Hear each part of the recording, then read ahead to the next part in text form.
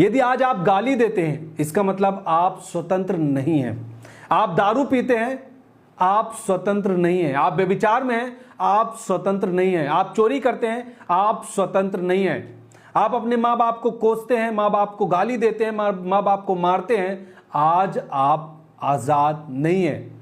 अपने परिवार में आप झगड़े लड़ाई करते हैं, आप आजाद नहीं हैं।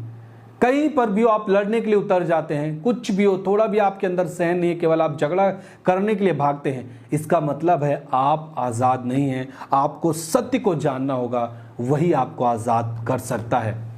हालेलुया। और जब तक आप आजाद नहीं होंगे, तब तक आप अपने भविष्य को अच्छा देख नहीं सकते। हालेलुया। सो बाइबल कहता है सत्य को जान और सत्य तुम्हें आजाद करेगा।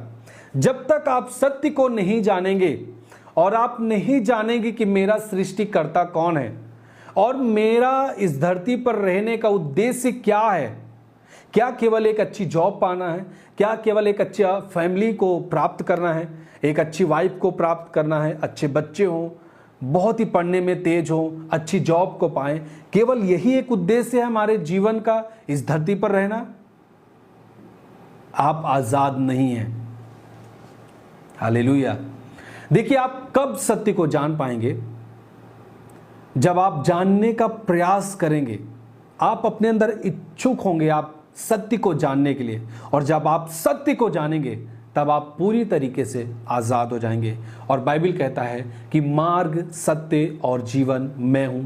यीशु ऐसा कहता है। इसका मतलब जब आप यीशु मसीह को जानेंगे, वास्तव में आप आजाद हो जाएंगे। ये केवल एक कहने की बात नहीं है, ये मैंने अपने जीवन में अनुभव किया है। मैं भी जब जवान था तब मैंने यीशु मसीह को जाना। मैं कक्षा 8 में जब अपनी पढ़ाई को कर रहा था, तब मैंने बपतिस्मा लिया, यीशु मसीह पर विश्वास किया और यीशु मसीह के कहने के अनुसार जीवन जीने का निर्णय लिया। तब से आज तक मैं पूरी तरीके से आज़ाद हूँ उन चीज़ों से जो लोग, जवान लोग आज संसार में कर रहे हैं। हालेलुया। जिसको आज जवान लोग आज़ादी समझते हैं, जिसको करने से लोग समझते हैं मैं आज़ाद हूँ, वास्तव में वो एक गुलामी है। वो शैतान का एक आपके ऊपर वार है जो आपके भविष्य को खराब कर रहा है। हालेलुया। सो आपको सत्य को जानना होगा, यीशु मसीह को जानना होगा। वो आपके जीवन को, आपकी फैमिली को आजाद करेगा। हालेलुया। एक वचन पढ़ेंगे, सभोपदेशक उसका 12 उसका 1 पद। सभोपदेशक उसका 12 उसका 1 पद। यहां पे लिखा है, अपनी जवानी के दिनों में अपने सृजनहार को स्मरण रख, याद रख, इससे पहले कि विपत्ति के दिन और वे वर्ष आए जिनमें तू कहे कि मेरा मन इनमें नहीं लगता। इसका मतलब वो समय आएगा कि जिसमें आप खुद ही कहेंगे कि मैं इसमें अच्छे से जी नहीं पा रहा हूँ, मेरा मन नहीं लग रहा। आप अपने जीवन से ऊब जाएंगे। कुछ इस प्रकार से सभोपदेशक की किताब बताती है। कहता है कि अपनी जवानी के दिनों में अपने सृजनहार को स्मरण रख। जवानी के दिनों में, जब से आप यीशु मसीह को, जब से आप अपने आप सेंस में आते हैं, आप सोच विचार में बढ़ते हैं, आपको संसार में जानने की समझ हो जाती है,